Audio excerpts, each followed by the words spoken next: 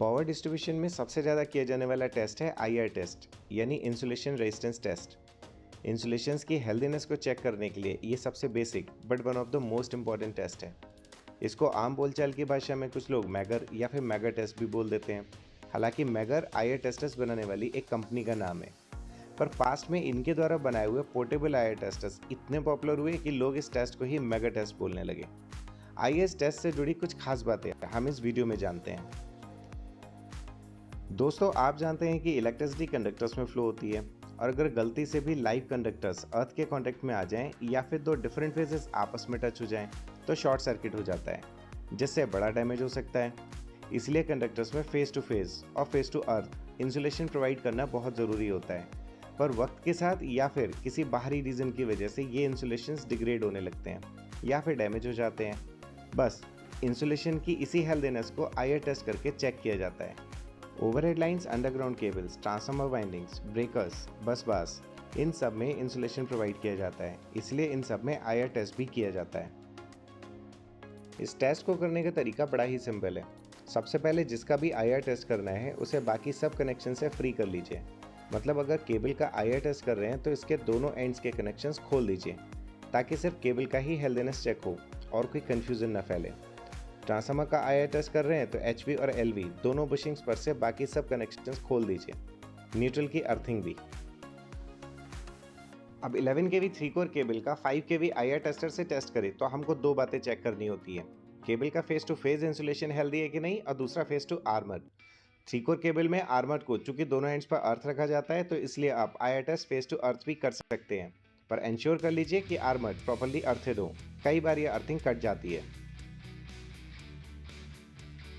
इस टेस्ट में इन 6 वैल्यूज को रिकॉर्ड करना होता है। फेस टू अर्थ टेस्ट करने के लिए आईआर टेस्टर की एक लीड को किसी भी एक फेज में लगा दीजिए और दूसरी को आर्मर में, और 1 मिनट तक 5000 वोल्ट डीसी दौड़ा दीजिए केबल में, मतलब आईआर टेस्टर ऑन कर दीजिए।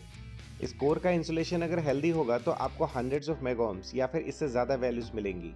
केबल एकदम नई है या इंसुलेशन बहुत बढ़िया है तो गीगा ओम्स में भी वैल्यूज आ सकती हैं। पर इंसुलेशन अगर कहीं डैमेज होगा तो आईआर टेस्टर इसकी वैल्यू 0 बताएगा या फिर बहुत कम बताएगा, like in kilo ohms.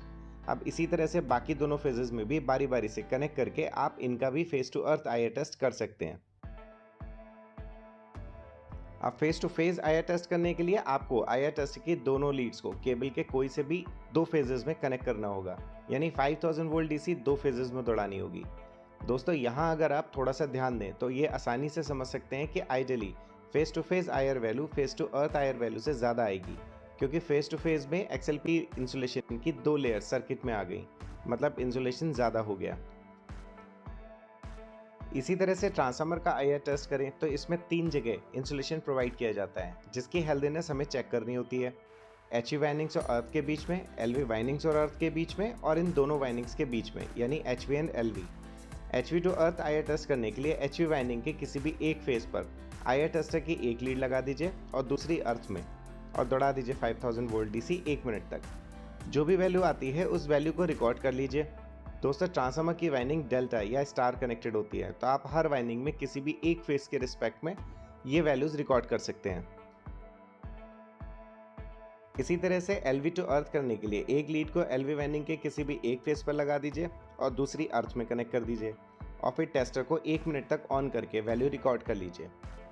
HV to LV check करने के लिए अगेन टेस्टर की एक लीड एचवी वाइंडिंग के किसी भी एक फेस पर लगेगी और दूसरी उसी के करस्पॉन्डिंग एलवी फेस पर। टेस्टर ऑन कीजिए और वैल्यू को रिकॉर्ड कर लीजिए। दोस्तों, इंसुलेशन अगर अच्छा है तो आईआर टेस्ट थोड़ी देर तक करने पर, यानी डीसी वोल्टेज कंटिन्यूसली देने पर रेजिस्टेंस की वैल्यू समय के साथ बढ़नी चाहिए। यहाँ पीआई वैल्यू की बात हो रही है, यानी पोलराइजेशन इंडेक्स। आईआर टेस्ट को अगर 10 मिनट तक परफॉर्म करे तो आईआर की वैल्यू 1 मिनट की वैल्यू से ज़्यादा होनी चाहिए। एग्जाम्पल से समझे तो मान लीजिए कि आप एसटी केबल का 5 केवी टेस्टर से आईआर टेस्ट कर रहे हैं और 1 मिनट तक केबल की 2 कोर में phase to phase value 30 giga ohms आती है। अब इसी को 10 मिनट तक कंटिन्यू करने पर ये वैल्यू बढ़कर हो जाती है 39 गीगा ओम्स।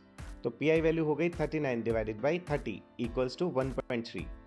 अब ये वैल्यू अगर 1 से ज़्यादा है तो इसका मतलब हुआ कि समय के साथ इंसुलेशन की वैल्यू बढ़ रही है, मतलब इंसुलेशन अच्छा है। पर अगर ये वैल्यू 1 से कम है तो इसका मतलब हुआ कि इंसुलेशन रेजिस्टेंस समय के साथ घट रहा है, यानी खराब हो रहा है, जो अच्छा इंडिकेशन नहीं है। तो दोस्तों ये थी आया टेस्ट के बारे में कुछ इंपॉर्टेंट जानकारियाँ। उम्मीद करता हूँ कि ये आपके काम आएंगी। अगर अच्छी लगी हो या फिर कुछ क्वेरीज हो तो कमेंट बॉक्स में ज़रूर बताइएगा। समय निकालकर ट्रांसफार्मर प्रोटेक्शंस या फिर प्रोटेक्शन सिस्टम वर्किंग पर ये वीडियोस देखिए। ये आपके कॉन्सेप्ट्स को और मजबूत कर देंगी। जल्दी फिर मिलेंगे एक नए वीडियो के साथ। तब तक के लिए good bye, thank you and take care.